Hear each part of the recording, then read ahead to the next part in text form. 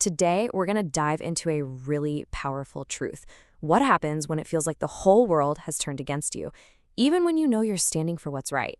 Well, we're about to see how in those very moments, God himself actually steps in to defend his people. I mean, have you ever felt that sting of being totally misrepresented, where people are saying things about you that just are not true? It can feel incredibly lonely. So what are we supposed to do when we find ourselves in that spot?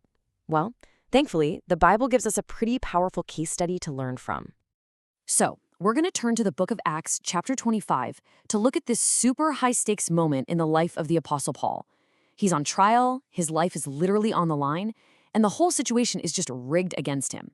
But this isn't just some old story. It's a powerful lesson in trust for you and me today. Okay, so here's the setup. Paul's been arrested, and the religious leaders who can't stand him are dead set on getting rid of him. They bring all these false charges, but their real plan is way darker. They want the Roman governor, a guy named Festus, to move Paul so they can ambush him on the road and kill him. From any human point of view, the deck is completely stacked against Paul.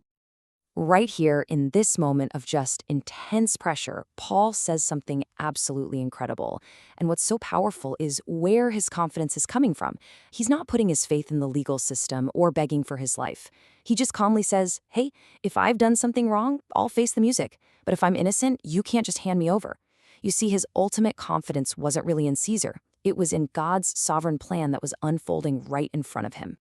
And Paul's incredible trust leads us right into our first big takeaway from this story. This whole thing is a brilliant illustration that God actively protects his servants. Even though Paul's situation looked completely hopeless, he was never really in danger because he was in God's hands the entire time. This is just a perfect picture of God's sovereignty in action. I mean, the Jewish leaders had this secret, sinister plot, but God saw it the whole time. He actually worked through the political moves of Festus, a guy who didn't even believe in God, to keep Paul safe and completely shut down that ambush plan. The key here is that God was in total control of every single little detail, turning the enemy's own plan upside down. So, why does this matter for you and me? Well, when you're facing injustice, it is so easy to feel abandoned and totally powerless. But this story is proof that you are never, ever alone. God sees the whole picture. He sees the truth that other people are twisting, and he knows the hidden motives they're trying to hide. And that means that nothing, no lie, no scheme, no human plot can ever, ever stop God's ultimate purpose for your life. So, how can we actually live this out? Well, it all starts with our first response. When that feeling of panic starts to bubble up, you have to make a choice to pray instead. Why? Because if God really is in control, then panicking doesn't make any sense. But praying is the most logical thing in the world to do. You're basically turning your anxiety over to the one who has it all handled. Second, you have to actively choose to trust that he sees it all. Trust his perspective is perfect, even when you can't see a way forward. And finally, just rest in his justice. You don't have to carry the weight of fighting every single battle. You can find real rest knowing that God's justice will win in the end. But here's the thing. God's protection is only half of the story. Paul's response teaches us something just as important about our part to play in all of this. It's about our call to stand firm, to be faithful no matter what it costs us. Just think about this for a second.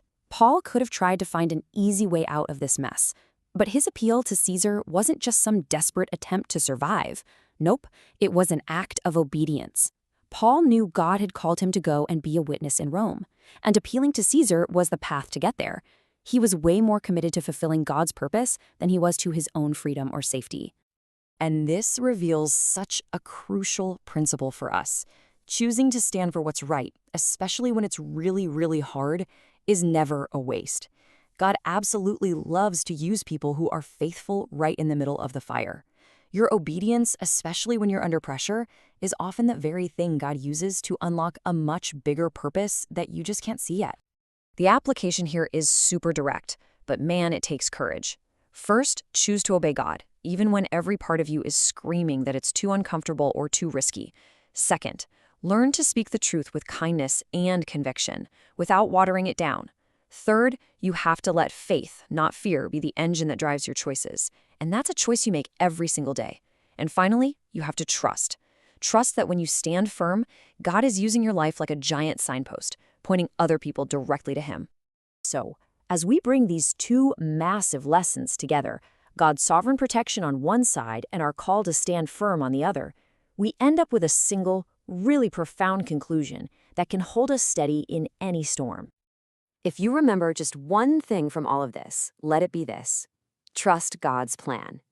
It's a plan that's woven together with perfect protection and a deep purpose. So when you're misunderstood, when you're mistreated, when the whole situation feels totally unfair, the call on your life is simple, but it is unwavering. Trust His plan. And that really brings us to this final thought, which is really a prayer. It's a huge shift in perspective. It's moving from asking God, get me out of this, to praying, God, use me in this. The ultimate goal isn't just about our comfort or about being proven right. It's that in every single trial, God's glory would be put on display through our lives. And the question that leaves for us is, are we willing to trust Him enough to pray that prayer?